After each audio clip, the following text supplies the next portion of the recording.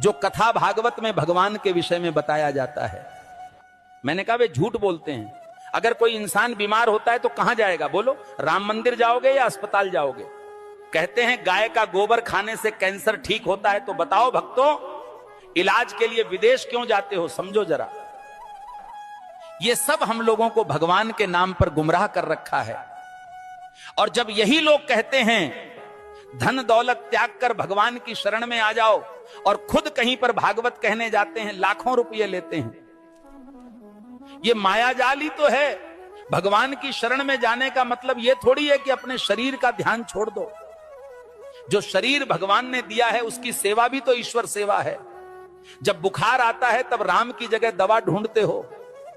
जब जीवन भर की परेशानी हो तब बाबा का झूठा गोबर इलाज क्यों बन जाता है?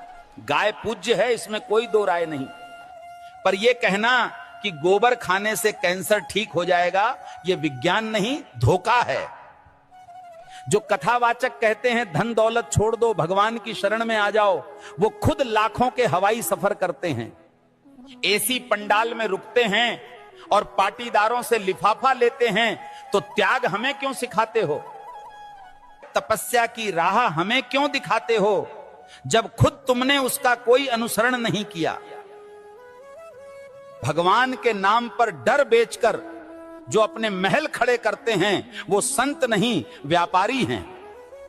सच्ची भक्ति वो है जो आंखें खोलती है, ना कि आंखें बंद करवाती है। और आखिर में बात सीधी सी है, भगवान अंधविश्वास से नहीं, सच सेवा और विज्ञान से मिलते हैं। सीताराम सीताराम। भविष्य मालिका कहती है जब पाप बढ़ेगा तो समय न्याय करेगा और धर्म की असली परीक्षा शुरू होगी। 2032 से सत्य युग का आरंभ होगा, लेकिन उससे पहले पूरी धरती हिलेगी। प्यारे भक्तों, 2 सूरज दिखेंगे आकाश में, पर उनमें से एक सूरज नहीं, विनाश का दूत होगा।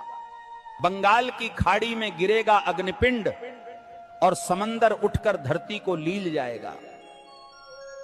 7 रात तक सूरज नहीं उगेगा, चांद नहीं दिखेगा, बस अंधकार होगा और भय, जिसे तुम प्राकृतिक आपदा कहोगे। तीसरा विश्व युद्ध दस्तक दे चुका है। शब्द नहीं, अब शस्त्र बोलेंगे। भारत पर हमला होगा, परंतु धर्म की धरती कभी झुकेगी नहीं, क्योंकि भगवान कल्कि का अवतार होगा। जो शरण में आएगा बच जाएगा, जो अभिमान में रहेगा मिट जाएगा। प्यारे भक्तों, भविष्य मालिका चेतावनी नहीं, ये वक्त की आवाज है। जो सुन लेगा वही कल को देख पाएगा। धर्म अब उपदेश से नहीं बचेगा, धर्म बचेगा तो तुम्हारे कर्म और श्रद्धा से। जो अब भी सो रहे हैं, समय उन्हें जगाएगा नहीं, बल्कि बहा देगा इतिहास की धूल में। अब भी समय है भक्तों, या तो धर्म के साथ खड़े हो जाओ या अधर्म के साथ डूब जाओ। कल सऊदी अरब में आयोजित मेरे सत्संग के दौरान एक भक्त ने मुझसे एक दुखद प्रश्न किया। भक्त ने प्रश्न किया, गुरुजी, क्या राखी बांधने से बड़ी बात यह नहीं कि हर औरत को बहन समझा जाए? अरे मूर्खों, राखी के धागे पर इज्जत की एक्टिंग करते हो और बाकी दिन उसी इज्जत को आंखों से नोचते हो। राखी का धागा इज्जत का प्रतीक है, पर नजरें ही इज्जत न दें तो वो धागा क्या करेगा? जो आज बहन कह रहे हैं, कल उसी जैसी स्त्री को घूरते हैं। यही विडंबना है। जिस दिन पुरुष की नजर नारी को सच में बहन समझने लगेगी, उस दिन हर बेटी, बहन, हर स्त्री सुरक्षित अनुभव करेगी।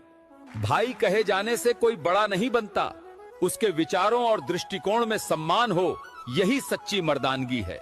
राखी की रस्म निभाना सरल है, पर नीयत की सफाई असली परीक्षा है।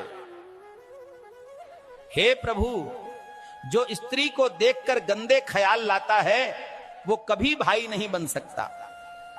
हर लड़की बहन जैसी लगे, ये सिर्फ कह देने से नहीं होता, जब तक मन से उसे बहन समझा न जाए। राखी कोई ताबीज नहीं है, ये चेतावनी है सोच को पवित्र करने की और नारी को नजर से नहीं सम्मान से देखने की। जिस पुरुष की मर्दानगी किसी नारी की रक्षा न कर